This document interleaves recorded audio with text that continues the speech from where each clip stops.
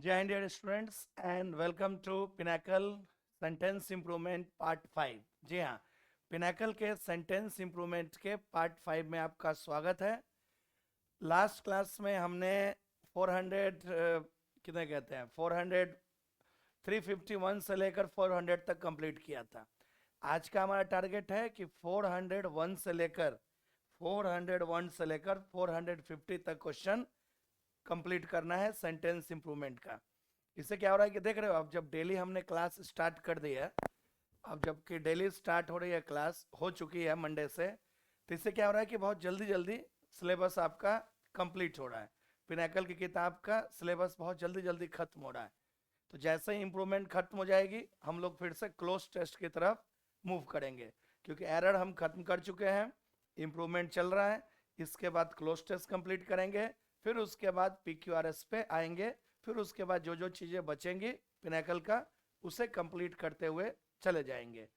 तो चलिए भाई, बिना टाइम वेस्ट किए हुए पिनाकल का जो प्रीवियस ईयर का सीरीज चल रहा है उसका पार्ट 5 मतलब 401 से लेकर 450 तक हम क्वेश्चन कंप्लीट करते हैं।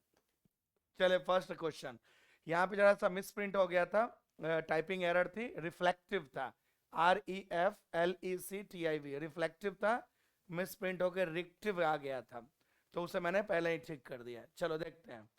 The percentage of employees who called in sick and the number of employees who left their jobs within 2 years were reflective of the level of job satisfaction.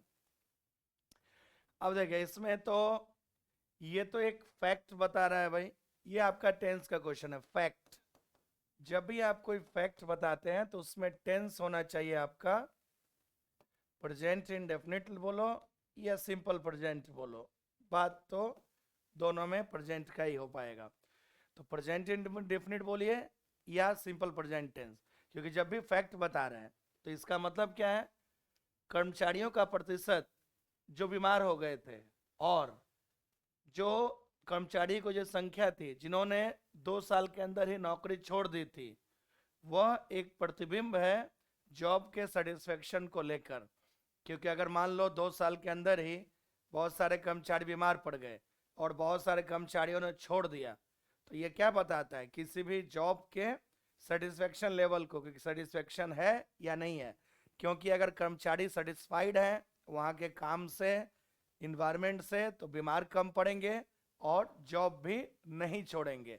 लेकिन यहाँ पे तो बीमार भी पड़ रहे हैं और जॉब भी छोड़ रहे हैं, तो ये उस कंपनी के स्थिति को दर्शाता है, सेटिस्फेक्शन को दर्शाता है। तो ये तो फैक्ट है, जो कोई भी कंपनी में यही होता है। तो जब फैक्ट बता रहे हैं, जनरल बात कर रहे हैं, तो प्रेजेंट इंडेफिनिट होगा। तो पहली बात तो वर्ड तो गलत है, और वर्ड गलत हो गया। इज नहीं होगा, क्योंकि देखो दो सेंटेंस है, एक सेंटेंस यहाँ पे है ये पार्ट, ठीक है, और एक सेंटेंस ये है यहां तक। तो कंजंक्शन का रूल है कि, और या सब्जेक्ट वर्बमेंट का रूल है कि जब दो सेंटेंसेस को कंजंक्शन एंड से जोड़ा जाए, जब दो सेंटेंसेस को कंजंक्शन एंड से जोड़ा जाए तो वर्ब हमेशा ही प्लुरल होती है। तो इज वाला और हैज वाला तो वैसे ही गलत हो गया, क्योंकि ये सिंगुलर है, पास्ट हो नहीं सकता है, तो बच गया आर। तो आर से शुरू होगा, क्योंकि दो सेंटेंसेस है, एक सेंटेंस है the percentage of employees who called in sick, और दूसरा सेंटेंस है the number of employees who left their jobs within 2 years। तो जब दो सेंटेंसेस को हम कंजंक्शन एंड से जोड़ते हैं तो वर्ब हमेशा ही प्लुरल होता है।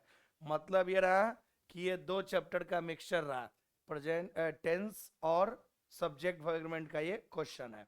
चलो next question. They decided to have a meeting to discuss about the project। ये प्रीपोजिशन का रूल है भाई। रूल होता है कि don't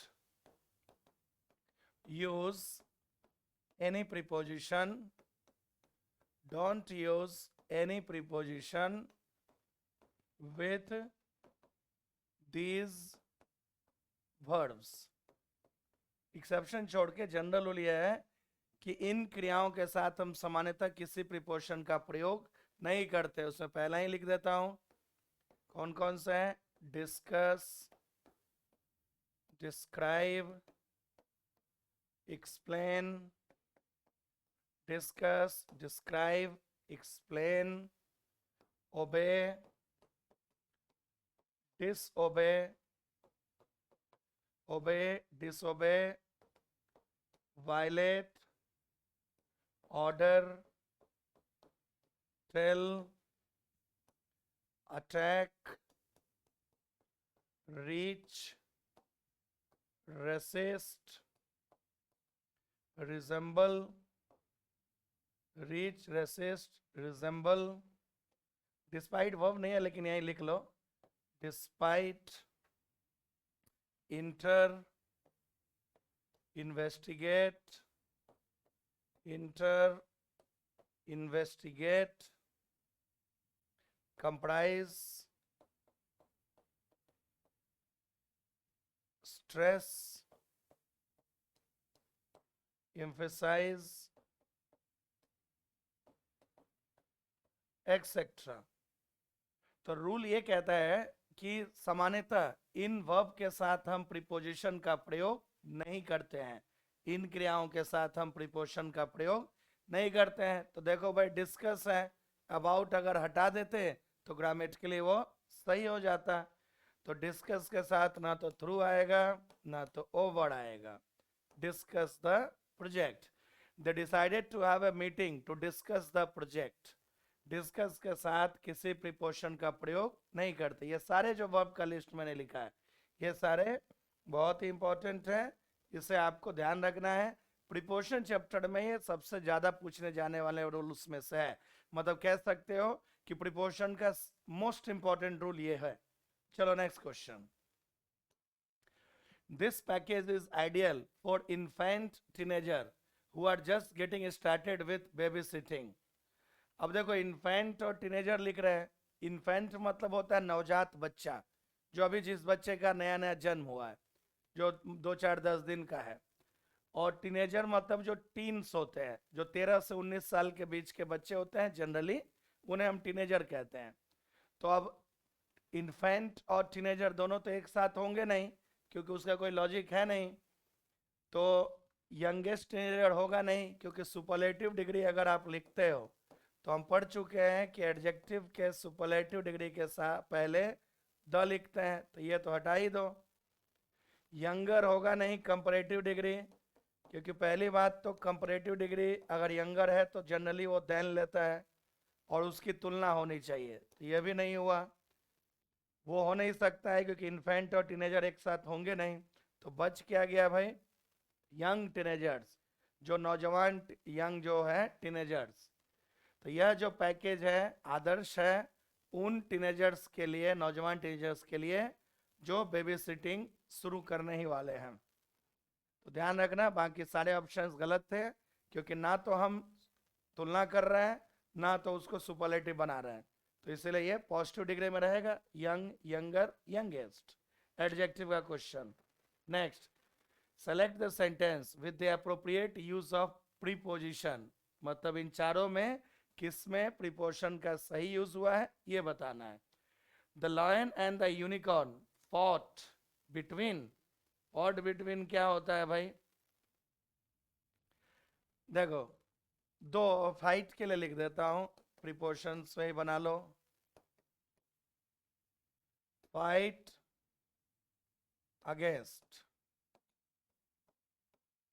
fight for, fight against person या थिंग, किसी व्यक्ति या वस्तु के खिलाफ, चीज के खिलाफ युद्ध। Fight for,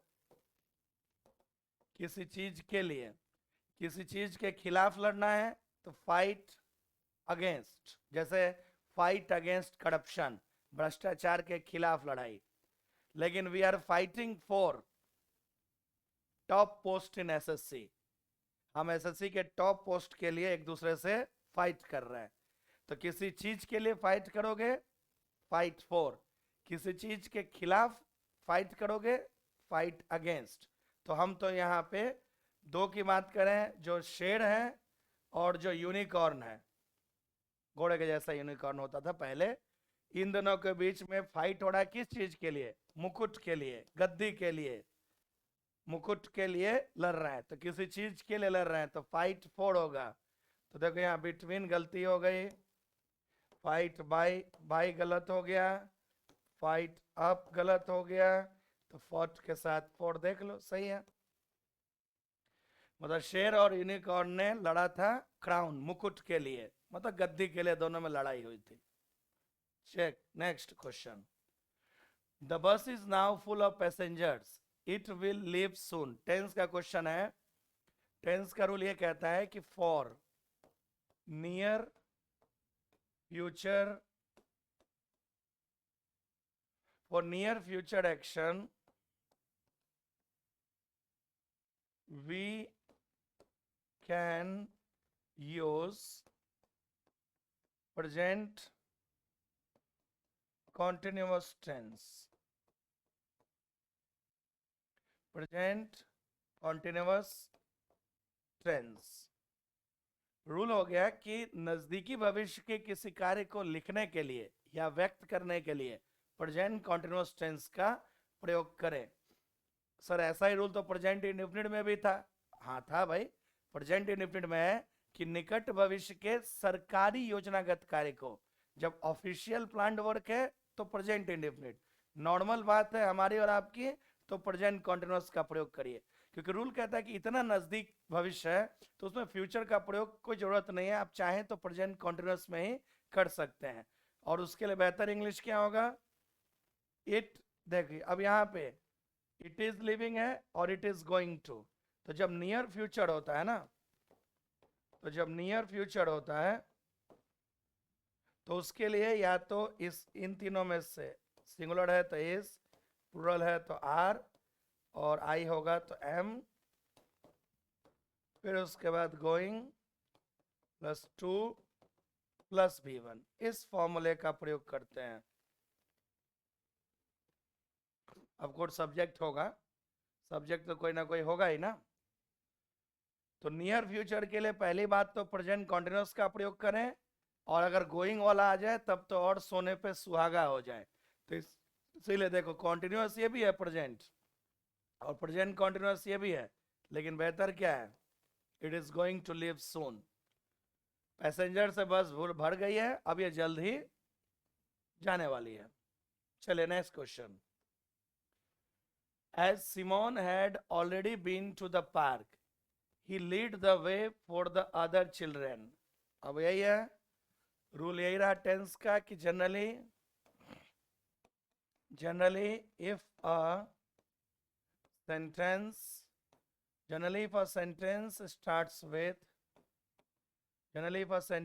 starts with past tense, comma, it is followed by past only। सामान्यतः यदि किसी वाक्य की शुरुआत पास्ट टेंस से है तो आगे भी वह पास्ट में ही रहेगा। तो अब देख लो भाई, अब तीनों फॉर्म देख लेते हैं, first form, second form, third form. Verb की first form, second form, third form. First form होता है लीड, सेकंड फॉर्म होता है लेड, थर्ड फॉर्म भी होता है लेड। तो पास्ट मतलब तो सेकंड फॉर्म होगा ना, पास्ट इंडेफिनिट। तो लीड का सेकंड, देखो यहाँ पे ऑलरेडी पास्ट में चल रहा है, ये पास्ट है तो आगे भी पास्ट रहेगा। लीडिंग होगा नहीं, ये तो प्रेजेंट हो जाएगा, लीड प्रेजेंट हो गया, लीड का सेकंड फॉर्म लेड हो गया। चूंकि सिमोन को पार्क के बारे में, पार्क पहले ही जा चुका था, इसलिए वो दूसरे बच्चों को वहां ले गया था। चूंकि सिमोन पहले ही पार्क में जा चुका था, इसीलिए वह और बच्चों को वहां ले गया था, आगे आगे बढ़ के नेतृत्व करके उन्हें ले गया था। चलो next question 7। Between Raima and Saima, the former is intelligent while the latter is beautiful। देखो जब बात दो की होती है, 4 2, जब बात दो की होती है तो पहले वाले को हम कहते हैं फॉर्मर और दूसरे वाले को हम लोग कहते हैं लेटर, LATTER। फॉर्मर मतलब पहला, लेटर मतलब दूसरा। तो यहाँ पे राइमा कौन है? फॉर्मर। जो पहले आया वो फॉर्मर। और साइमा कौन है? लेटर। तो लेटर तो देख लो भाई, लेटर तो ठीक ही है। राइमा और साइमा के बीच में जो राइमा है वो इंटेलिजेंट है, जबकि जो साइमा है वो ब्यूटीफुल है। तो ठीक ही चल रहा है। लेटर, ये तो लेटर मतलब तो टाइम बताता है, लेटर तो समय बताने के लिए आता है। ये तो लेटर, LETTER, लेटर मतलब तो पत्र होता है, लेटर जो लिखते हैं। तो इसीलिए जो है नो एरर है, क्योंकि इसमें कोई गलती नहीं है। तो राइमा और साइमा में जो राइमा है वो इंटेलिजेंट है और साइमा जो है वो ब्यूटीफुल है। चले next question. They are cautious about their car as its door is broken. फिर से आ गया भाई प्रोनाउन और पॉसेसिव एडजेक्टिव। देखो, रूल होता है कि कोई भी पॉसेसिव एडजेक्टिव लिखोगे, कोई भी पॉसेसिव एडजेक्टिव के बाद नाउन जरूर होना चाहिए। बिना नाउन के पॉसेसिव नहीं लिख सकते हैं। सर ये पॉसेसिव एडजेक्टिव क्या है, अगर बता देते तो बहुत अच्छा होता, आपका बहुत भला होता। तो पॉसेसिव एडजेक्टिव वो एडजेक्टिव जो अधिकार बताते हैं। लिख ही देता हूँ, 8 होते हैं। My, his, her, our, your, their, its, ITS बिना एपोस्ट्रॉफी के, और एक वंस है, वंस में एपोस्ट्रॉफी है। इन्हीं 8 शब्दों को आप कहते हो पॉसेसिव एडजेक्टिव। अब देखो, और उन्होंने क्वेश्चन में दिया है इट्स, IT' दिया है। तो इट्स का तो फुल फॉर्म होता है, ये तो शॉर्ट फॉर्म है, इसका फुल फॉर्म या तो इट इज होगा या फिर इट वॉज होगा। इट्स मतलब या तो इट इज या इट वॉज। और वहां देखो अंडरलाइन के बाद यहाँ पे डोर है। डोर क्या है भाई? नाउन है। तो हमें तो अभी ये वाला चाहिए बिना एपोस्ट्रॉफी के। एज इट इज डोर नहीं, एज इट्स डोर, ये रहा। यहां भी एपोस्ट्रॉफी दे दिया है। और इट इज के बाद डोर के, इट इज डोर इज कोई मतलब नहीं, इज लिख दोगे तो फिर बाद में इज कैसे लिखोगे? तो इसीलिए 408 का आंसर भी है। वो अपने कार को लेकर सावधान है क्योंकि उसका कार का जो दरवाजा है वो टूटा हुआ है। चले next question. 9, he is a weak student and somehow pulled over the exam। ना ये तो फ्रेजल वर्ब है, पुल ओवर नहीं दीजिए भाई, पुल ओवर का कोई लेना देना नहीं है। पुल थ्रू, अच्छा यहीं लिख ही देता हूँ। पुल थ्रू मतलब anyhow succeed, to succeed, क्या बोलेंगे, किसी भी तरीके से उसे कंप्लीट कर देना, किसी भी मुश्किल परिस्थिति से बाहर निकलना। आप इसे यहीं लिख देता हूं, यहां पे gate through a difficult situation, gate through a difficult situation, ये पुल थ्रू है। पुल डाउन भी आ गया भाई, सारे फ्रेजल वर्ब उन्होंने एक साथ ही दिया है। पुल डाउन मतलब तो यहीं लिख देता हूं, डिमोलिश अ बिल्डिंग, किसी भी बिल्डिंग को गिरा देना, डिमोलिश अ बिल्डिंग। किसी भी जो बिल्डिंग को आप ढहा देते हो, ढहा देना जिसे हिंदी में कहते हैं। पुलअप के बहुत सारे अर्थ होते हैं, किसी को उसकी गलती बताना या फिर रोकने के लिए भी होता है। पुलअप का अर्थ होता है किसी को उसकी गलती या कमी बताना या फिर किसी चीज को रोक देना। पुल टुगेदर, पुल टुगेदर मतलब होता नहीं कि जो बच्चों में होता है कि दे पुल टुगेदर वाइल प्लेइंग, मतलब एक दूसरे का सहयोग करना, साथ देना, जिसे आप इंग्लिश में कहोगे कोऑपरेट, साथ देना। तो वह एक कमजोर स्टूडेंट है, लेकिन कैसे भी करके वह उस मुश्किल परिस्थिति जो एग्जाम में थी उससे बाहर निकल आया था। तो आंसर ये है क्योंकि बाकी तो और को कोई लेना देना भी नहीं है। तो पुल थ्रू का अर्थ होता है एक मुश्किल परिस्थिति से बाहर आ जाना। तो वह एक कमजोर स्टूडेंट है, लेकिन एग्जाम में जो मुश्किल परिस्थिति से उससे वह बाहर आ गया था। तो इसमें कोई लॉजिक नहीं है, ये फ्रेजल वर्ब है, या तो याद है या नहीं याद है। यहाँ पे ये गेट था, गेट दिख नहीं रहा है कैमरा में, गेट लिख देता हूँ यहाँ पे, गेट। हाँ अब ठीक है। Get through a difficult situation, मतलब एक मुश्किल परिस्थिति से बाहर निकलना। चलो next question. The story did not go by well enough, go by नहीं, गो बाय का प्रयोग नहीं, यहाँ भी सीधा सा फ्रेजल वर्ब आ गया। देखो यहाँ पे फ्रेजल वर्ब है, गो थ्रू का अर्थ होता है एक, गो थ्रू तो होके गुजरना, गो डाउन, गो डाउन का देखो मीनिंग क्या है। गो डाउन का अर्थ होता है किसी विशेष तरीके से याद रखा जाए। तो इसे लिख सकते हैं to be remembered, to be remembered in a particular way, in a particular way. एक निश्चित तरीके से जब किसी चीज को याद रखने की बात होती है तो उसे हम कहते हैं गो डाउन। गो ऑफ जो होता है ना, गो ऑफ का मतलब धमाका, जब बम बम नहीं फटता है उसे हम कहते हैं गो ऑफ। गो ऑफ मतलब एक्सप्लोड, धमाका होना। गो ऑफ मतलब एक्सप्लोड। गो इनटू मतलब छानबीन करना, निरीक्षण करना, जांच पड़ताल करना, जिसे आप कह सकते हो एग्जामिन।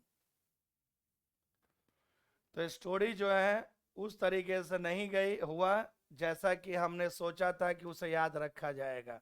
सॉरी, ठीक है, तो मैं टिक तो मार ही दिया है। गो डाउन मतलब ऐसा करना कि एक उस चीज को एक विशेष तरीके से याद रखा जाए।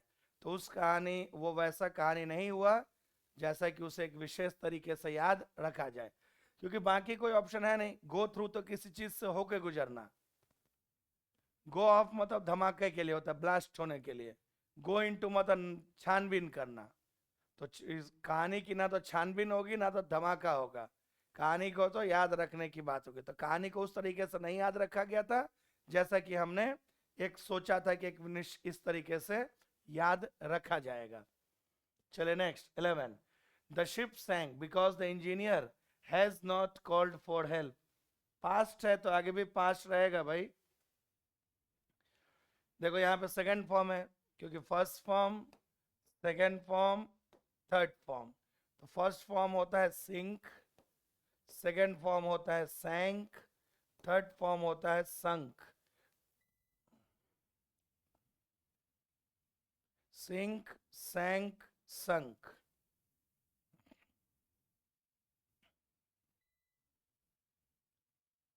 जस्ट ए सेकेंड, कुछ इलेक्ट्रिसिटी की प्रॉब्लम आ गई थी, वेट अ मिनट, 1 मिनट के अंदर इसे ठीक हो जाएगा। Hold on. सभी स्टूडेंट्स ऑडिबल हो, बस वीडियो नहीं आ रही है, बस 1 मिनट, फिर ये वीडियो आने लगेगी। तो थोड़ा सा वेट करो डियर स्टूडेंट, 1 से 1.5 मिनट अभी से वेट करो। आ रहा है बस, वो स्लाइड मिस हो गई है, उस स्लाइड को ला रहा हूँ तो जाके ये आ जाएगी।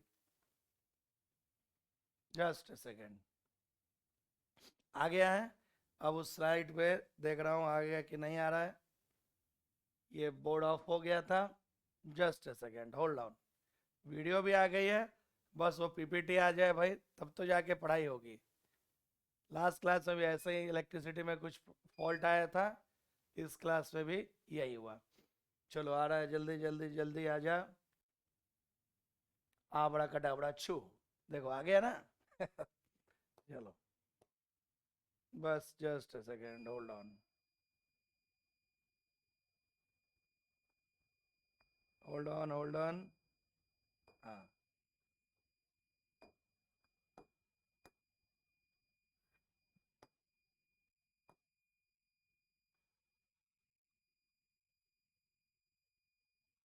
ठीक है। यहाँ पे हमने कितने नंबर क्वेश्चन थे भाई?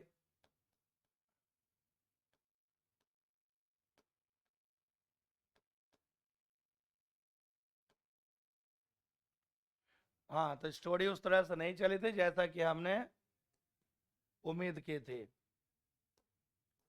तो इसका आंसर भाई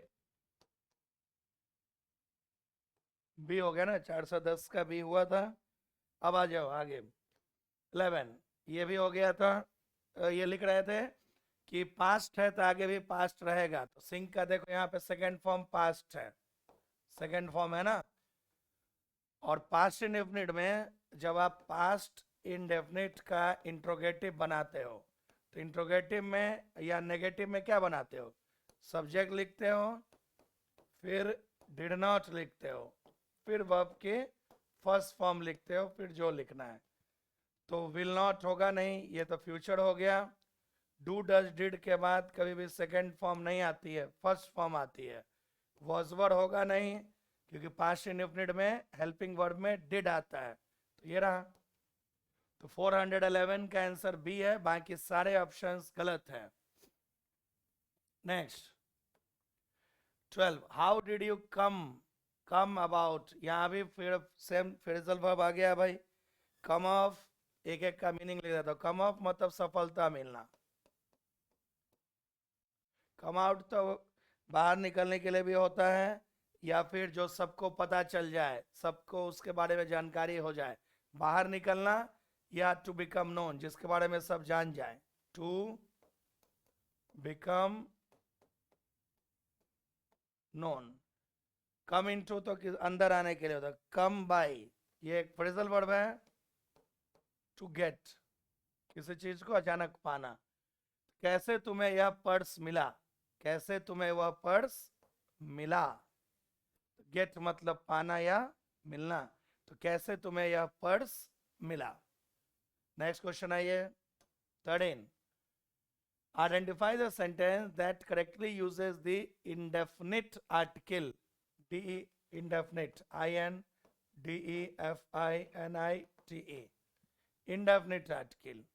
तो इसमें आपसे इंडेफिनिट आर्टिकल का सही रूल पूछा है, मतलब यूज। तो इंडेफिनिट आर्टिकल क्या होता है? सिर्फ और सिर्फ एन को ही हम इंडेफिनिट आर्टिकल कहते हैं, मतलब उन्होंने एन का सही यूज आपसे पूछा है। तो चलो देखते हैं भाई।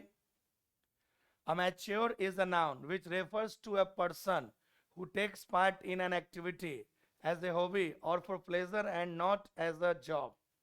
पहला तो ठीक ही दिख रहा है। दूसरा, amateur is a noun which refers to a person who takes part in an activity as a hobby or for pleasure or as an job. Job के पहले एन नहीं आ सकता है। जॉब क्या है? कॉन्सोनेंट साउंड है, तो कॉन्सोनेंट साउंड वाले सिंगुलर नाउन के पहले ए आता है, तो जॉब के पहले एन लिख के गलती की है। दूसरा, और amateur is a noun which refers to an person. Person भी कॉन्सोनेंट साउंड है, तो कॉन्सोनेंट साउंड वाले शब्दों के साथ अगर सिंगुलर है तो ए आता है, तो पर्सन के लिए एन नहीं ए होता है, तो ये भी गलत। मतलब बी और सी ग्रामर गलत, मतलब आर्टिकल का रूल गलत। Amateur is a noun which refers to a person who takes part in activity. Activity vowel sound है, तो activity के पहले ए नहीं एन आना चाहिए, ये भी गलत। इसलिए देखो, नाउन के पहले ए आ गया, पर्सन के पहले भी ए आ गया, ठीक है। एक्टिविटी के पहले एन आ गया, हॉबी के पहले ए आ गया, और जॉब के पहले भी ए आ गया। मतलब ए छोड़कर बाकी सभी में आर्टिकल का कुछ ना कुछ गड़बड़ी की गई है। एक में जॉब के पहले एन लिख के गलती की है उन्होंने, एक में उन्होंने पर्सन के पहले एन लिखा है जबकि पर्सन के पहले ए आता है। जॉब के पहले ए, पर्सन के पहले भी ए, और डी में एक्टिविटी वॉवेल साउंड से बना हुआ है एक्टिविटी, तो उसके लिए ए नहीं एन आना चाहिए। तो यही चीज ए ऑप्शन में सही है, बाकी सभी में ग्रामर गलत है। Next question 14 she paid a high price for the clothes she brought at the boutique। Boutique में, बुटीक मतलब क्या? जहां पे कपड़े उपड़े जो तैयार होते हैं। तो बुटीक में आप कपड़े को खरीदेंगे ना, पेमेंट करने की बात है, पेड कर, प्राइस पे किया है। तो प्राइस किस चीज के लिए पे करेंगे? देखो दो है यहाँ, एक वर्ड होता है bring, bring second form brought, third form भी ब्रॉट, ब्रिंग ब्रॉट ब्रॉट, और एक होता है buy, second form buy bought, और थर्ड फॉर्म भी bought, buy bought bought, bring brought brought. तो ब्रिंग का तो अर्थ होता है लाना,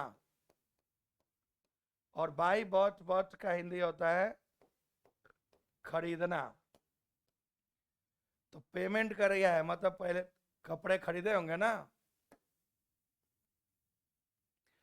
बॉट होना चाहिए, ब्रिंग नहीं। पहली बात तो पास्ट, ये ब्रिंग तो ऐसे ही हटा लो, ब्रॉट, ब्रॉट कहीं से खरीदेंगे तो प्रीपोजिशन एट आएगी, ये टू गलती किया है। उसने बहुत ज्यादा दाम पे किया था उन कपड़ों के लिए, वह कपड़ा जो उसने बुटीक से खरीदा था। ब्रिंग ब्रॉट ब्रॉट लाना, बाई बॉट बॉट खरीदना। तो सिंपल सा क्वेश्चन हो गया। Next, his last trip around the world taking a toll.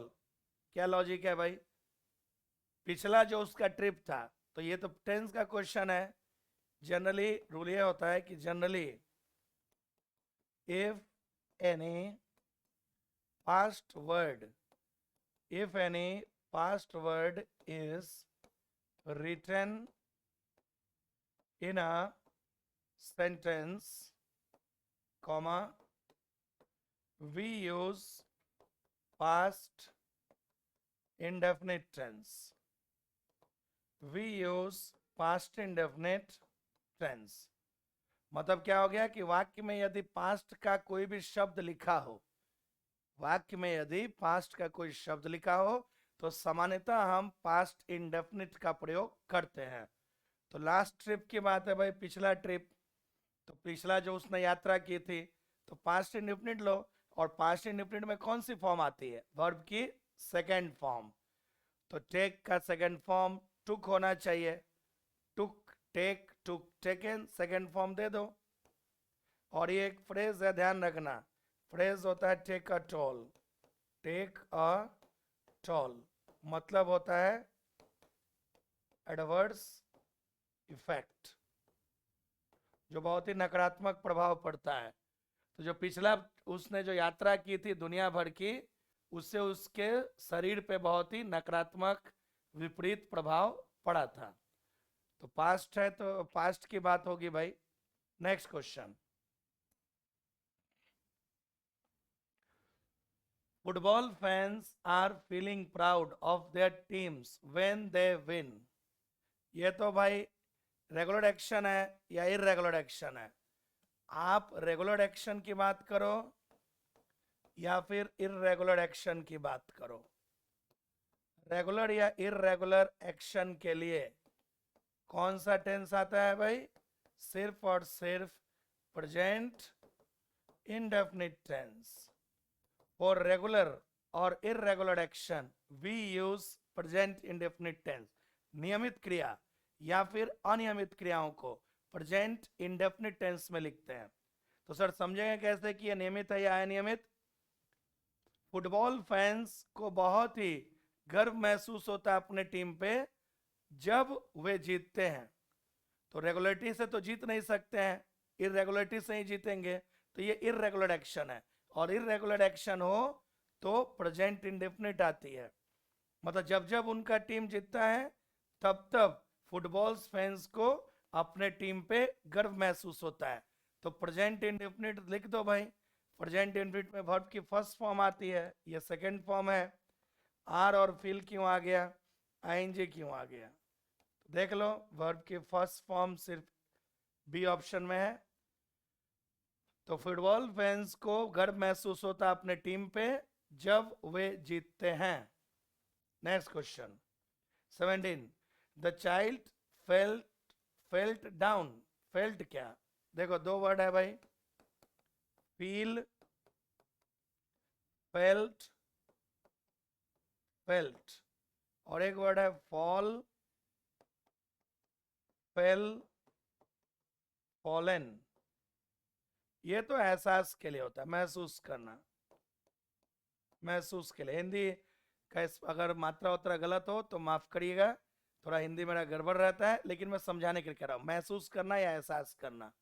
और फॉल, फेल, फॉलन मतलब तो गिरना होता है। तो बच्चा जो है बहुत ऊंचाई से गिर गया था, तो सेकंड फॉर्म दे दो, फील का सेकंड फॉर्म फेल होता है। द चाइल्ड फॉलन, बिना हेल्पिंग वर्ब के थर्ड फॉर्म क्यों आ रहा है भाई? फॉल बिल्कुल नहीं, प्रेजेंट में होगा नहीं। फॉलिंग आईएनजी बिना हेल्पिंग वर्ब के क्यों आया? सी है ये। चाइल्ड फेल डाउन, बच्चा गिर गया था बहुत ऊंचाई से, बच्चा गिर गया था बहुत ऊंचाई से। Next, the application of the medicine seemed to lessen, ये क्या है भाई?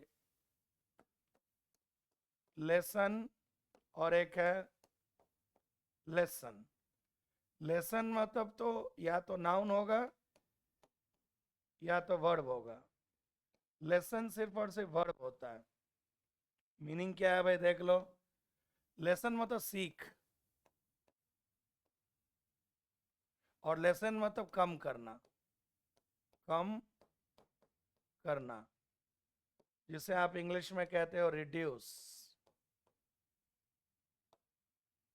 तो हमें तो वर्ब चाहिए ना, क्योंकि वर्ब का रूल है कि टू के बाद हमेशा ही वर्ब की फर्स्ट फॉर्म चाहिए। तो यही जाएगा आपका, क्यों? क्योंकि टू है अंडरलाइन के पहले, तो टू के बाद वर्ब की फर्स्ट फॉर्म चाहिए, टू लेसन, LESSEN, ठीक है, LESSEN, लेसन। एक वर्ड उन्होंने और दे दिया है, लीजियन, LESION, लीजियन, ये अलग वर्ड है। ये इसका अर्थ होगा क्या? चोट वोट जो लग जाती है तो घाव जो हो जाता है, घाव, वुंड या फिर इंजरी, चोट से संबंधित है। तो मेडिसिन का जो यूज किया गया है उससे दर्द कम हो गया है था। मेडिसिन के एप्लीकेशन से, यूज से दर्द जो है ऐसा प्रतीत हो रहा था कि कम हो गया था, ऐसा प्रतीत हो रहा था कि दर्द कम हो गया था, तो कम होने के लिए लेसन। नेक्स्ट क्वेश्चन, सब वोकैब था, यहाँ पे मिस प्रिंट हो गया है, पहले तो उसे ठीक करने दो। FL जहां भी आ रहा है ना, F से रिलेटेड, वो पता नहीं क्यों ले नहीं रहा है। फ्लेम्स था और यहाँ पे फायर था, फायर। तो the flames of the fire leap into the air. अब यहाँ पे भी टेंस वोकैब का ही क्वेश्चन आ गया है भाई। First form, second form, third form. देखो फर्स्ट फॉर्म होता है leap, leap, left, left. Leap मतलब ऊपर उठना भी होता है, जंप करना भी होता है। Leap, left, left. तो वहां पे तो भाई लेफ्ट चाहिए, क्योंकि आग की लपटों ने मतलब आकाश में ऊपर तक उठी थी, तो लेफ्ट, सेकंड फॉर्म V2। आग की लपटें आकाश में बहुत ऊंचाई तक उठी थी। Next, with tear eyes. अब देख लो, ये एडजेक्टिव का क्वेश्चन है, उन्होंने लिखा है आईज, टीयर, और एक वर्ड रहा आपका टीयरी। आईज भाई नाउन होता है, टीयर मतलब आंसू, ये भी नाउन है, और टीयरी एडजेक्टिव है। टीयर मतलब आंसू और टीयरी मतलब अश्रुपूर्ण, मतलब आंसू से भरे हुए। तो भाई नाउन की विशेषता कौन बताएगा? ऑफ कोर्स नाउन की विशेषता एडजेक्टिव बताएगा, तो टीयरी आईज कर दो। विद टीयरी आईज, अश्रु भरी आंखों से उसने अपने प्यारे दोस्त को गुड बाय कहा था। अश्रु भरे आंखों से उसने अपने प्यारे दोस्त को बाय कहा था। चलो next question 21। She has checked everything she needs before started working. फिर से आ गया, ये प्रिपोजिशन है। रूल ये कहता है, फॉर्मूला लिख देता हूं, किसी भी प्रीपोजिशन के बाद अगर आपको वर्ब लिखना है तो वो हमेशा ही जेरंड फॉर्म में आएगा। किसी भी प्रीपोजिशन के बाद वर्ब हमेशा ही जेरंड फॉर्म में। और जेरंड मतलब क्या होता है भाई? वर्ब की ING form, V1 plus ING. तो देख लो भाई, यहाँ पे बिफोर प्रीपोजिशन है और प्रीपोजिशन के बाद सेकंड फॉर्म क्यों लिख रहे हो भाई? प्रीपोजिशन के बाद ना तो फर्स्ट फॉर्म आती है, फर्स्ट फॉर्म नहीं आ सकती है, नहीं आ सकती। तो यही एक दिख रहा है मुझे, जेरंड।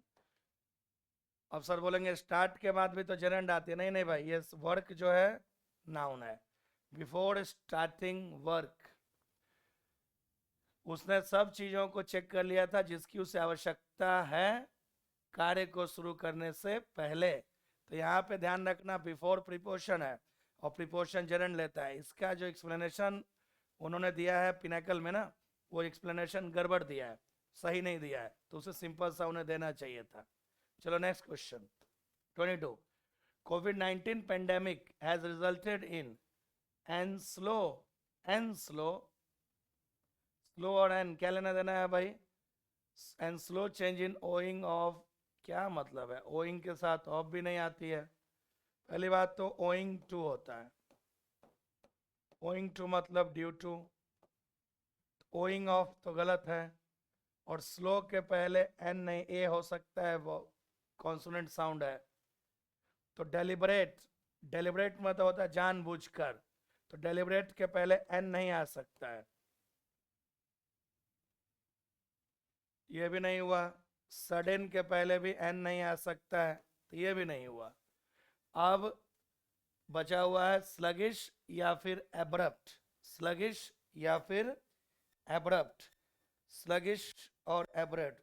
एब्रप्ट मतलब तो अचानक होता है, एब्रप्ट मतलब क्या बोलेंगे इससे? अचानक, सडन। और स्लगिश मतलब स्लो, तो स्लो ही वाला चाहिए था ना, आंसर भी है। कोविड-19 का जो महामारी है उसका परिणाम यह हुआ है कि कैपिटल का जो फ्लो है उसमें धीमी हो गई है, कैपिटल जो चेंज हो रहा है वो स्लो हो गया है। तो स्लगिश का प्रयोग करिए, क्योंकि वहां स्लो के पहले ए होता तो चल जाता, तो वो गलत है, तो इन चारों में चुनना था आपको। Next, identify the correctly uses the indefinite article. अच्छा, इंडेफिनिट आर्टिकल मतलब है ए एन का सही यूज बताइए।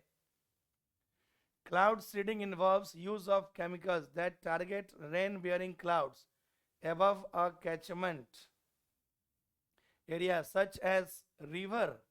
रिवर के पहले एन कब से आने लगा भाई? और लेक के पहले एन क्यों आने लगा? रिवर और लेक के पहले ए आएगा क्योंकि वो कॉन्सोनेंट साउंड है, और कॉन्सोनेंट साउंड वाले शब्दों के साथ ए आता है, तो ये तो भाई गलत है।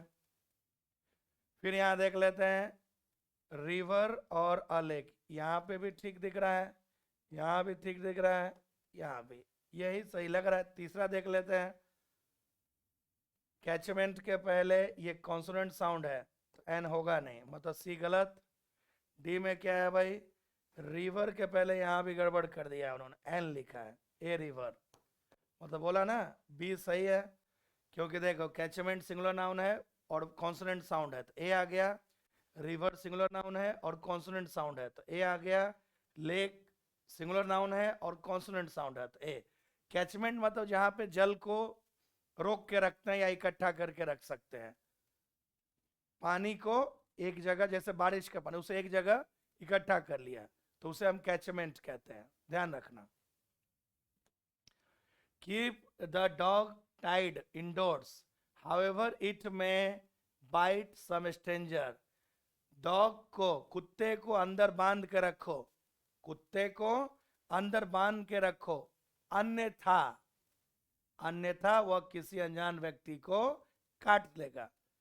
कुत्ते को अंदर बांध के रखो, अन्यथा, नहीं तो, नहीं तो, या फिर अन्यथा, या फिर वरना, यही होना चाहिए ना। कुत्ते को अंदर बांध के रखो, वरना वह किसी अनजान व्यक्ति को काट लेगा। कुत्ते को अंदर बांध के रखो, अन्यथा वह किसी अनजान व्यक्ति को काट लेगा। कुत्ते को अंदर बांध के रखो, नहीं तो वो किसी अनजान व्यक्ति को काट लेगा। तो अन्यथा बोलो, नहीं तो बोलो, या वरना बोलो। इसके लिए क्या वर्ड हो सकता है?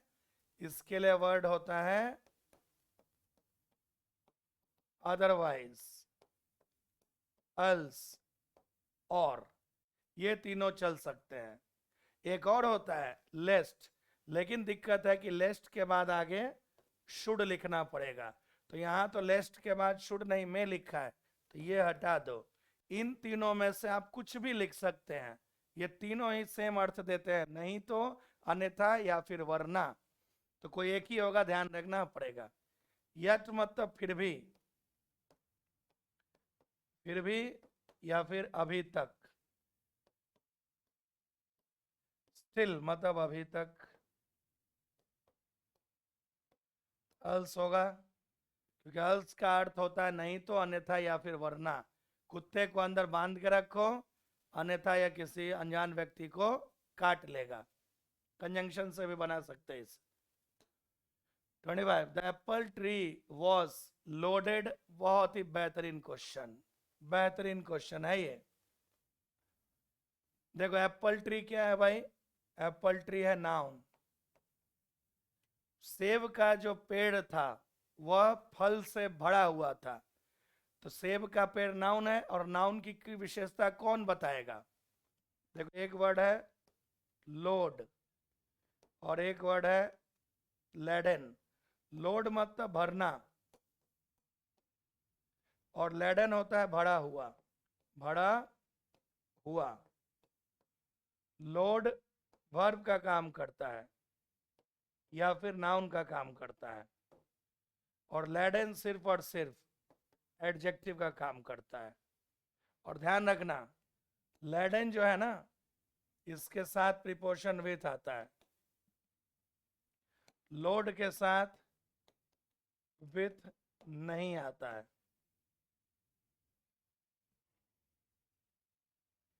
लोडेड के साथ फ्रॉम भी नहीं आता है। लोडेड विथ लेडन, हमें एडजेक्टिव चाहिए ना भाई, क्योंकि नाउन की विशेषता एडजेक्टिव बताता है।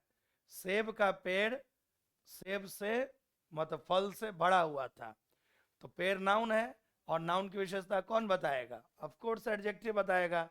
तो लोडेड नहीं, लेडन करिए, पहले बहुत एक दो बार आ चुका है। चलिए नेक्स्ट क्वेश्चन। इन्होंने तो 2022 में दिया, पहले भी 2012-13 में भी ऐसे क्वेश्चन पूछे जा चुके हैं प्रीवियस ईयर में। तो ध्यान रखना, लेडन आएगा, लेडन मतलब भरा हुआ, ये एडजेक्टिव का काम करता है। 26 the first step in making a kite is to fasten two sticks of bamboo together in the form of a cross। तो ठीक ही तो है। in making into क्यों? Step, first step in doing something, ये तो गलत है। और हमें पता है कि टू के बाद हमेशा वर्ब की फर्स्ट फॉर्म होती है, तो फर्स्ट फॉर्म तो भाई फास्टेन ही होता है ना, फास्टेन। सेकेंड फॉर्म फास्टेंड, और थर्ड फॉर्म भी फास्टेंड। तो हमें तो ये वाला फर्स्ट फॉर्म ही चाहिए, क्योंकि टू के बाद V1 आती है, तो ठीक ही तो लिखा हुआ है। देखो टू के बाद टू बी फास्टेंड क्यों? हम खुद ही बनाएंगे ना, तो ये होगा नहीं। देखो टू के बाद ING लिख दिया है, तो मतलब जो लिखा है वो सही है। पहला कदम एक पतंग को बनाने में वो है कि दो लकड़ियों को, बांस के दो लकड़ियों को एक क्रॉस के रूप में कस के बांध दीजिए, तभी जाके वो पतंग बनाया जा सकता है। ठीक है भाई। नेक्स्ट मतलब नो एरर है। Nobody was interested in the fish who Gopal had caught. ये क्या है? कैच। अब देखो भैया, आप हु लिखो या होम लिखो, इनका प्रयोग सिर्फ व्यक्तियों के लिए होता है। हु या होम का प्रयोग सिर्फ और सिर्फ व्यक्तियों के लिए होता है, और मछली भाई कोई व्यक्ति नहीं है। तो हु वाला तो वैसे ही गलत हो गया, मतलब नो इम्प्रूवमेंट तो होगा नहीं, क्योंकि यहाँ हु नहीं चलेगा। तो हु वाला हुआ नहीं, तो ए और सी में चुनना है। अब बच गया विच का प्रयोग किसके लिए करेंगे? या तो नॉन लिविंग के लिए करो, निर्जीवों के लिए, या फिर एनिमल के लिए किया जा सकता है। निर्जीवों के लिए या जानवरों के लिए विच का प्रयोग कर सकते हैं। और देखो हेड के बाद कभी भी फर्स्ट फॉर्म नहीं आती है, ये भी गलत। हेड के बाद तो थर्ड फॉर्म आती है, तो आंसर डी है। देखो विच भी आ गया और हेड के बाद थर्ड फॉर्म भी आ गया, हेड के बाद थर्ड फॉर्म भी आ गया। कोई भी व्यक्ति उस फिश में इंटरेस्ट नहीं ले रहा था जिसे गोपाल ने नदी से पकड़ा था। तो पहले मछली को पकड़ा, पास्ट परफेक्ट, फिर कोई उसमें इंटरेस्ट नहीं ले रहा था, पास्ट इंडेफिनिट। तो डी छोड़कर बाकी सारे ऑप्शंस ग्रामेटिकली गलत है।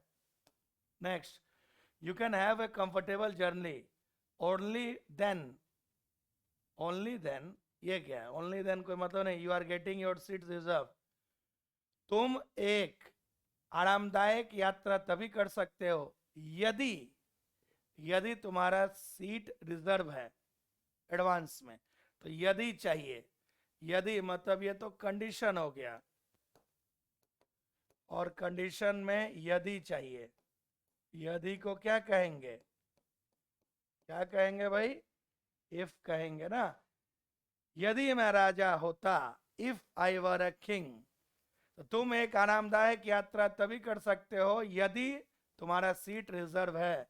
तो यदि यदि यदि देन लिखता है नालायक, व्हेन लिखता है नालायक, इफ लिखता है। सही है, तो आंसर डी है। कंडीशनल से बना लो, वो कैब से बता लो, तो शर्त बता रहा है ना कि यदि सीट रिजर्व करोगे तभी आरामदायक जर्नी होगी, नहीं तो फिर अब तो वेटिंग वाले को स्लीपर में घुसने भी नहीं देता है, तो जनरल में जाना होगा।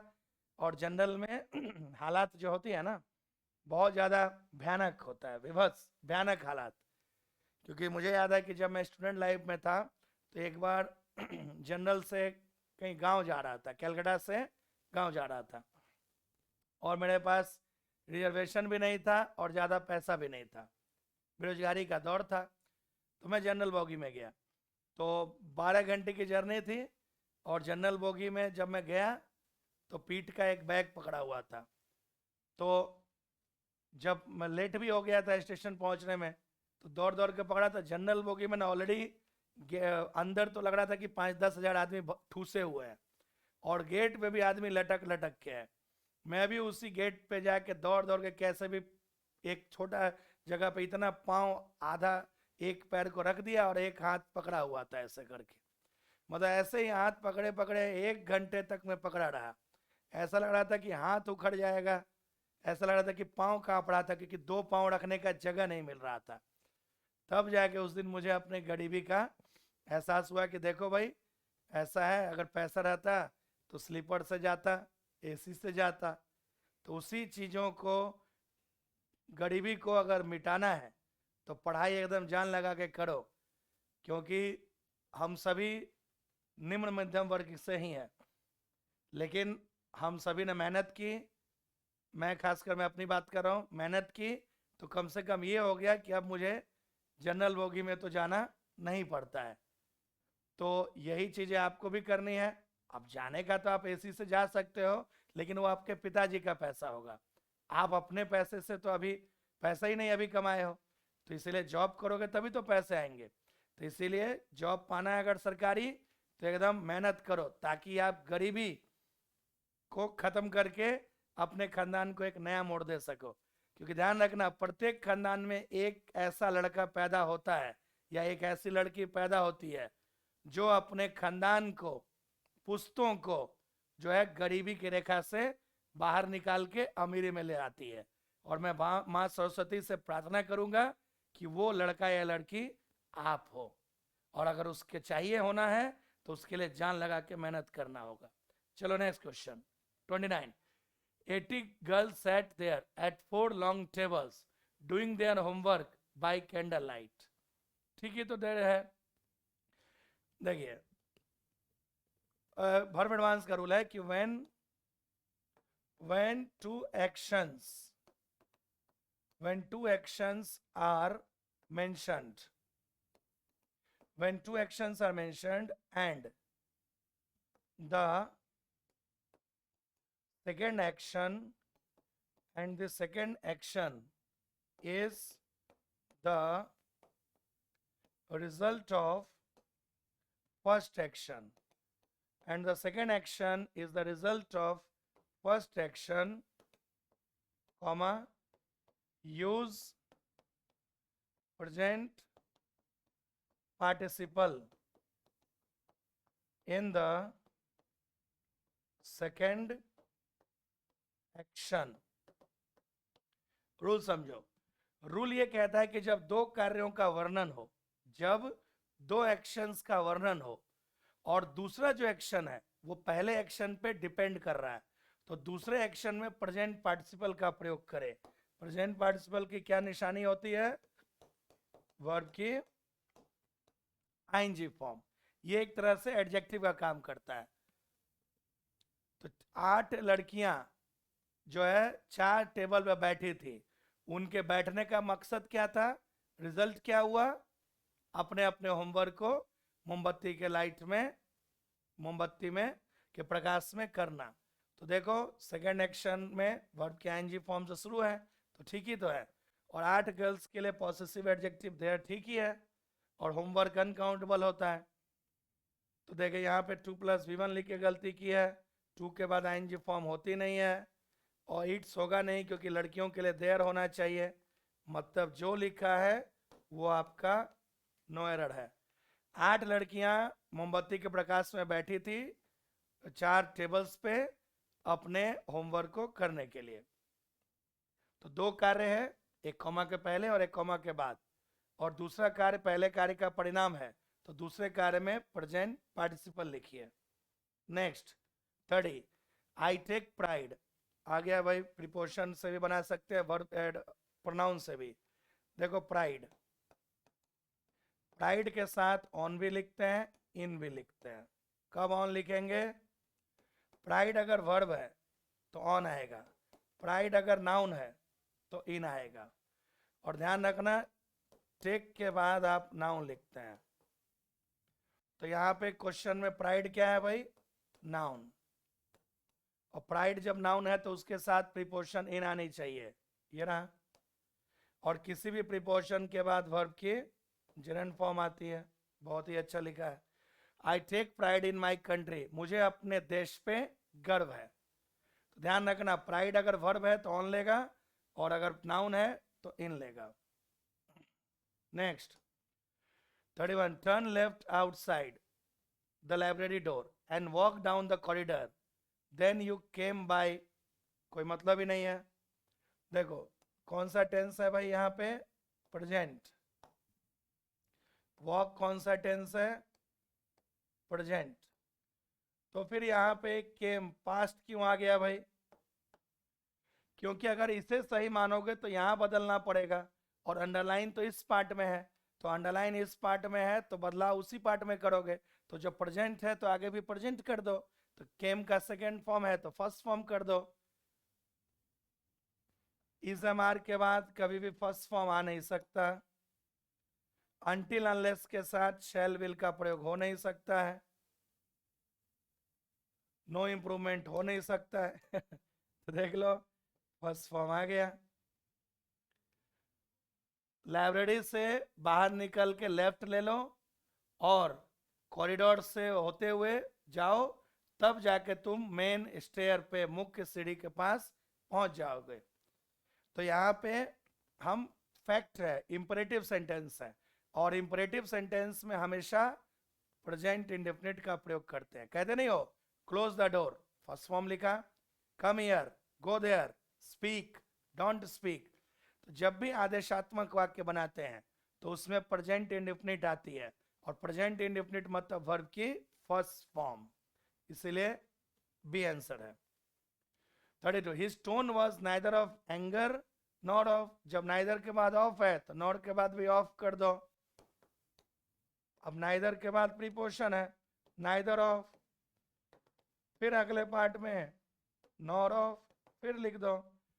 तो नाइदर ऑफ है तो फिर नॉट के बाद ऑफ कर देते हैं, और नाइदर के साथ और आता नहीं है। ये रहा, डी छोड़कर सब गलत है। उसका जो टोन था ना, वो ना तो गुस्से का था ना तो दुख का था। तो नाइदर ऑफ है तो नॉट ऑफ भी दे दो, सेम रहेगा। क्या कहते हैं इसे? पैरेलिज्म।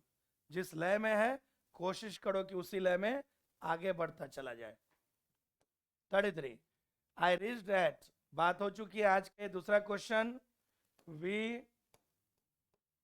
Don't use preposition, we don't use preposition with this verbs. ये लिख चुका हूं आज ही, ये दूसरा क्वेश्चन है। सो पहला ही रीच रहा, रीच, रेसिस्ट, याद आया, ऑर्डर, टेल, अटैक, एक्सेट्रा लिख दिया आज ही, पहले स्टार्टिंग में ही आया था, देख लेना। तो रीच के साथ हम प्रीपोजिशन नहीं लिखेंगे। इस मॉर्निंग, आज ही सुबह मैं लंदन पहुंचा था, और देखना यहां पे उन्होंने दिया दिस मॉर्निंग। दिस मॉर्निंग का प्रयोग आप दो टेंस में कर सकते हो, या तो प्रेजेंट परफेक्ट में करोगे या फिर पास्ट इंडेफिनिट में। तो लंदन में इस आज सुबह ही पहुंचा, तो रीच होगा नहीं, प्रेजेंट हो गया, ये प्रेजेंट कॉन्टिन्यूअस हो गया, ये पास्ट इंडेफिनिट, ठीक है। और रीच के साथ कोई प्रीपोजिशन नहीं आएगी। Next, reading has the capacity to make a man wise, but reading of only text book. Reading has the, जो रीडिंग होती है वो एक मनुष्य को बुद्धिमान बनाता है। तो ये तो फैक्ट है भाई। और फैक्ट को कौन से टेंस में लिखते हैं? फैक्ट को लिखते हैं प्रेजेंट इन डेफिनिट में। तो हैज क्यों लिख रहे हो? प्रेजेंट इंडेफिनिट में वर्ब की फर्स्ट फॉर्म दे दो। रीडिंग बनाएगी? नहीं नहीं, रीडिंग, रीडिंग क्या है? जेरंड है। रीडिंग क्या होता है? जेरंड। तो उसके साथ वर्ब क्या आएगी? सिंगुलर, क्योंकि रीडिंग क्या है? जेरंड। और रूल होता है कि जब जेरंड के साथ वर्ब हमेशा ही, जेरंड के साथ वर्ब हमेशा सिंगुलर आती है। यहां देखो, मेक कौन सा वर्ब है? Plural verb. नहीं आया, क्योंकि जब वर्ब में आप एस जोड़ते हो तो वो सिंगुलर बनता है, एस नहीं जोड़ते हैं तो वो प्लूरल बनता है। तो इसलिए भी गलत हो गया, शुड होगा नहीं, तो बच गया हमारा रीडिंग मेक्स अ मैन।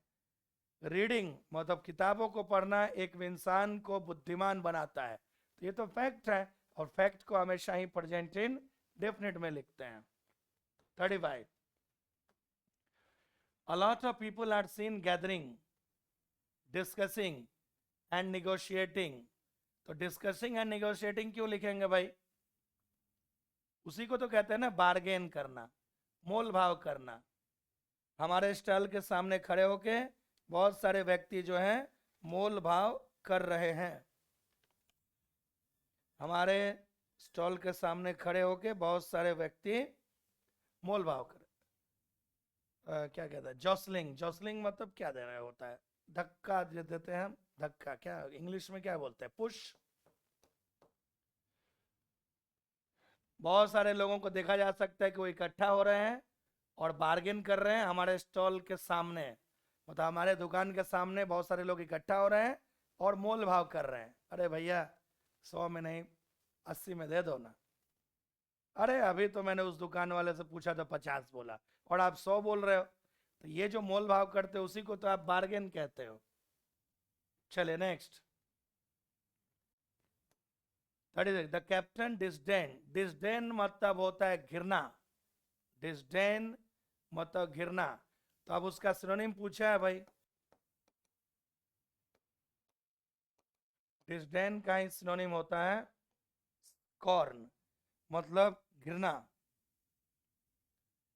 तो कैप्टन ने घृणा के साथ, बेचैनी के साथ म्यूनिशन को, डिपोजिशन को ट्रीट किया था, क्रू के, अपने जो सदस्य दल था उसका। तो हमें डिसडाउन का सिनोनिम चाहिए, क्वेश्चन होगा नहीं, इंपॉर्टेंस होगा नहीं, कैप्टिविटी मतलब जो बंदी बना के रखते हैं। तो डिसडेन का सिनोनिम स्कॉर्न होता है, मतलब घिरना, नफरत, उसे कहते हैं डिसडेन या फिर scorn. Next 37, the walls of the temple caved out. नहीं नहीं, ये तो फ्रेजल वर्ब है। फ्रेजल वर्ब होता है केविन, मीन्स टू कोलैप्स, ढह जाना या गिर जाना, ढह जाना या गिर जाना। तो टेम्पल, मंदिर का जो दीवार था वह ढह गया था कमजोर बनावट के कारण। केविन, केविन केव्ड है ना, केविन मतलब होता है गिर जाना या ढह जाना। Next 38, the heading of the newspaper shout. अब हेडिंग सिंगुलर नाउन है भाई, तो उसके साथ वर्ब प्लूरल क्यों लिख रहा है? होगा नहीं। जब नाउन सिंगुलर है, जेरेंड के साथ वर्ब सिंगुलर लिखते हैं। अभी बात हुई थी कि जेरेंड जब सब्जेक्ट है तो उसका वर्ब हमेशा सिंगुलर रहेगा, तो हेडिंग यहाँ पे जेरेंड है, तो भाई शाउट तो होगा नहीं क्योंकि शाउट प्लूरल वर्ब है। हैड शाउटेड की बात हो नहीं रही है पास्ट की, मतलब पास्ट परफेक्ट लिखने के लिए लॉजिक चाहिए। और जब भी न्यूज़पेपर हेडलाइन है, जब आप न्यूज़पेपर की हेडलाइन की बात करते हैं तो वो होना तो चाहिए प्रेजेंट इंडेफिनिट में। न्यूज़पेपर का हेडलाइन हम लोग टेंस में पढ़ते हैं कि न्यूज़पेपर के हेडलाइन को प्रेजेंट इंडेफिनिट में लिखते हैं। तो अब देखो वो तो गलत ही हो गया, प्रेजेंट में है लेकिन प्लूरल लिख दिया है तो गलत हो गया। पास्ट परफेक्ट में हेडिंग कभी होता नहीं है, फ्यूचर में हो नहीं सकता है, तो बच गया इकलौता पास्ट इंडेफिनिट जो नज़दीकी हो सकता है। तो न्यूज़पेपर के हेडलाइन ने जोर शोर से कहा था लोगों से कि वो अपने घर में रहे। न्यूज़पेपर के हेडिंग ने लोगों से कहा था कि अपने घर में रहे। शाउट्स रहे तो अच्छी इंग्लिश होती, लेकिन शाउट्स दिया नहीं उन्होंने, तो हम पास्ट की एक घटना मान लेंगे। Next, extreme sadness and pitiful cries. Extreme sadness and pitiful cries का सिनोनिम होता है हार्ट रेंडिंग। यही है भाई, हार्ट रेंडिंग एक फ्रेज होता है जिसका अर्थ होता है तकलीफ दायक। फ्रेज होता है हार्ट रेंडिंग, मतलब तकलीफ दायक। पिटीफुल, सैडनेस से भरा हुआ। Heart rending cries of people filled the whole atmosphere. Filled F I है, फिल्ड द होल एटमोस्फेयर मतलब पूरे वातावरण में लोगों के दर्दनाक चीख से भर गया था, पूरा वातावरण लोगों की चीखों से भर गया था। अब यहाँ पे फ्रेज पूछा है, आपको पता होना चाहिए कि हार्ट रेंडिंग का मतलब ही होता है extreme sadness and pitiful cry का ही फ्रेज होता है heart rending. Next 40, Dhirubhai a source of inspiration to the present generation started life very poor and then later in life became very rich। इसी को एक फ्रेज बोलते हैं rags to riches। rags to riches एक phrase होता है जिसका मतलब होता है एक्सक्यूज मी, इसका मतलब होता है a person who was poor but became very rich। एक व्यक्ति जो जन्म तो जिसका या जो था गरीब लेकिन जो बहुत अमीर बना था। तो धीरू भाई अंबानी जो एक प्रेरणा के स्रोत हैं वर्तमान युग के लिए, जिन्होंने जीवन को शुरुआत तो उन्होंने गरीबी में की थी लेकिन वो एक बहुत ही अमीर आदमी बने, तो उसी को कहते हैं went go from rags to riches. Rags to riches मतलब शुरुआत तो गरीबी से हुई, लेकिन बाद में वो अमीर बना। Next 41, the report claimed that a consensus, consensus मतलब एग्रीमेंट होता है, सहमति। कंसेंसस का मतलब होता है एग्रीमेंट, सहमति, जिसे आप हिंदी में कहते हो सहमति या फिर एक मत होना, सभी का मत सेम है। तो देख लो भाई, कंसेंसस का आपको सिनोनिम पूछा है, ये रहा, जनरली एक्सेप्टेड एग्रीमेंट, एक इसी में एग्रीमेंट है। रिपोर्ट ने यह दावा किया था कि सहमति हो रही थी अथॉरिटी के खिलाफ, जो निरंकुश शासन के खिलाफ लोगों में सहमति बढ़ रही थी। Next, India went forward, all odds, went forward,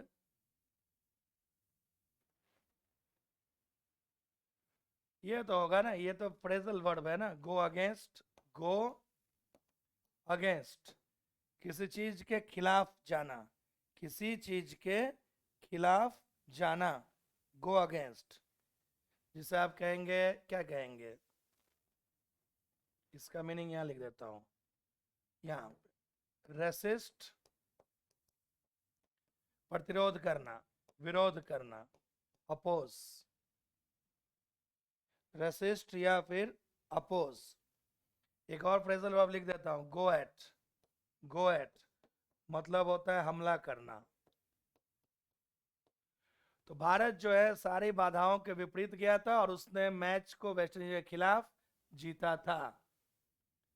सारी बाधाओं, मुश्किलों के खिलाफ गया और उसने वेस्टइंडीज के खिलाफ मैच को जीता था। मतलब वर्ल्ड कप की बात हो रही है, जो 1983 में जो वर्ल्ड कप हुआ था। Next 43, last summer I went to my village, the place of my birth, birth place. देखो ये बहुत ही नजदीकी ऑप्शंस हैं इसमें, ये दो, ओरिजिनल विलेज होता नहीं है, लोकल विलेज होता नहीं है। देखो एक है नेटिव और एक वर्ड है इंडिजिनस, दोनों ही सिनोनिम में आते हैं। नेटिव का सिनोनिम इंडिजिनस होता है, लेकिन native mainly related to you, mainly related to birth, to birth place.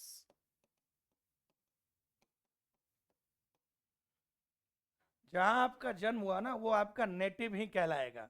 वैसे अगर नेटिव ना रहे तो हम इंडिजिनस पे जा सकते थे। तो इसमें आपको चुनना तो एक ही है, और इम्प्रूवमेंट में जो बेहतर ऑप्शन होता है हम उसे चुनते हैं, इसलिए नेटिव विलेज। और वैसे भी विलेज के लिए हम नेटिव का प्रयोग करते हैं, इंडिजिनस विलेज का प्रयोग बहुत ही रेयर होता है। हाँ, लेकिन अगर नेटिव, क्योंकि देखो पिछले गर्मियों में मैं अपने गांव गया था, वह गांव जहां पे मेरा जन्म हुआ था, ताकि एक छोटा थोड़ी दिन की जो छुट्टी है उसे बिता सकूं।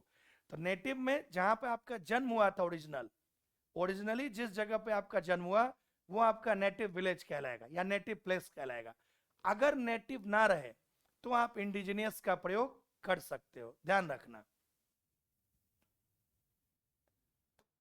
जिसे आप मूल कहते हैं, मूल निवासी। 44, there are numerous anecdotes, anecdotes को ही तो कहते हैं, ये तो वन वर्ड में भी आ चुका है भाई अनेक बार। एनेक्डोट मतलब, एनेक्डोट में लिख देता हूं सिंगुलर के रूप में, a short story, a short story,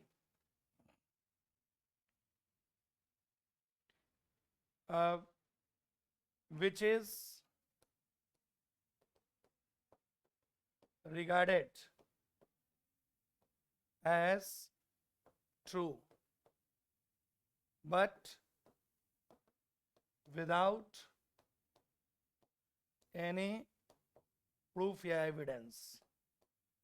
एक छोटी कहानी जिसे हम लोग मान तो लेते हैं कि वो सही है, लेकिन उसका कोई हमारे पास सबूत नहीं है, उसी को हम कहते हैं एनेक्डोट। तो देख लो भाई, एनेक्डोट के लिए स्टोरी कहां पर है,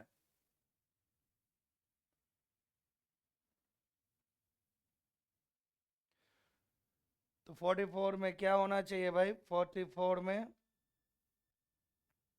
यही होगा। यहाँ पे देखो स्टोरीज लिखा है लेकिन सिंबल के द्वारा नहीं होता है एनेक्डोट। अनकन्वेंशनल कोई लेना देना नहीं है। स्टेटमेंट वक्तव्य की बात नहीं हो रही है, यही होगा। Short account of real and interesting incident, anecdote इसी से संबंधित है। मान तो लेते हैं रियल है, लेकिन हम उसके लिए मतलब जो है प्रूफ हमारे पास नहीं रहता है। यहाँ स्टोरी इसलिए नहीं हुआ क्योंकि यहाँ पे सिंबल दे दिया है, और एनेक्डोट में सिंबल की कोई बात नहीं होती है, तो इसलिए ए है। Next 45, anyone, just a second, anyone reading these lines will और थॉट, किसी भी मॉडल के बाद तो वर्ब की फर्स्ट फॉर्म आती है, तो विल के बाद थिंक होना चाहिए था। विल हैव, हैव के बाद फर्स्ट फॉर्म कब से आने लगी? ये भी गलत। हैज हैव के बाद आईएनजी फॉर्म भी नहीं आ सकती है। इज एमआर के बाद फर्स्ट फॉर्म नहीं आ सकता है। ये ना देखो, क्योंकि रूल था मॉडल चैप्टर का बेसिक रूल कि किसी भी मॉडल के बाद हमेशा वर्ब की फर्स्ट फॉर्म का प्रयोग करें, तो डी छोड़कर बाकी सब बकवास लिखे हुए हैं। He brought these sweets for you and I, कल ही एक बैच में पढ़ा रहा था। आफ्टर रूल होता है, आफ्टर दीज वर्ड्स, ये प्रोनाउन का बहुत ही इंपॉर्टेंट रूल है। After these words always use objective case of pronoun. कौन कौन से हैं भाई? Let, like, except, but, separation, separation, leave, favour, pardon और एनी प्रीपोजिशन। ये आ गया लास्ट वर्ड। रूल होता है कि इनमें से किसी भी क्रिया शब्दों के बाद प्रोनाउन की ऑब्जेक्टिव केस का प्रयोग करें। ये ऑब्जेक्टिव केस क्या है भाई? देखो दो होते हैं, एक होता है सब्जेक्टिव केस जिसे आप नॉमिनेटिव केस कहते हो, और एक होता है ऑब्जेक्टिव केस जिसे हम ऑब्जेक्ट फॉर्म भी कहते हैं। ऑब्जेक्टिव केस 7 होते हैं, I, we, he, she, they, you, it. इसका ऑब्जेक्टिव केस आई का मी, ही का हिम, शी का हर, सॉरी वी था ना वहां, आई का मी, वी का अस, ही का हिम, शी का हर, दे का देम, यू और इट दोनों सेम ही रहते हैं। तो रूल ये है कि किसी भी वो जो वर्ड है let, like, except, but, separation, leave, favour, pardon या कोई भी प्रीपोजिशन, उसके बाद हम इस वाले पार्ट का प्रयोग कर सकते हैं। तो देख लो भाई, यू तो चलो ठीक है क्योंकि यू सब्जेक्टिव भी यू है, ऑब्जेक्टिव भी यू है।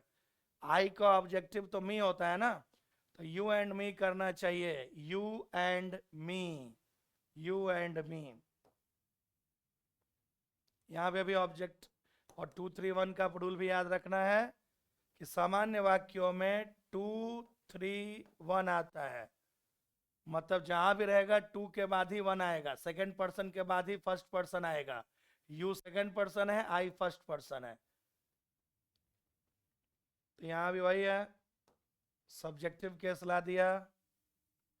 तो सी छोड़कर बाकी सारे ऑप्शंस गलत हैं। 47, the money arrived when I little expected, तो कोई वर्ड है नहीं।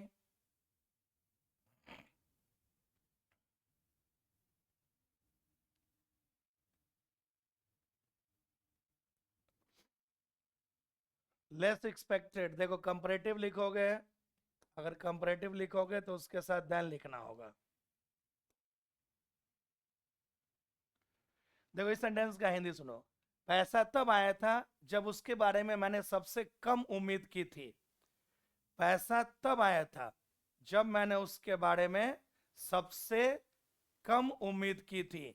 तो सबसे कम मतलब लिस्ट होगा, लिस्ट एक्सपेक्टेड मतलब सबसे कम उम्मीद, सबसे कम उम्मीद की थी। तो यहाँ पे देखो लेस है, लिटिल है, यहाँ तो कोई मतलब नहीं है।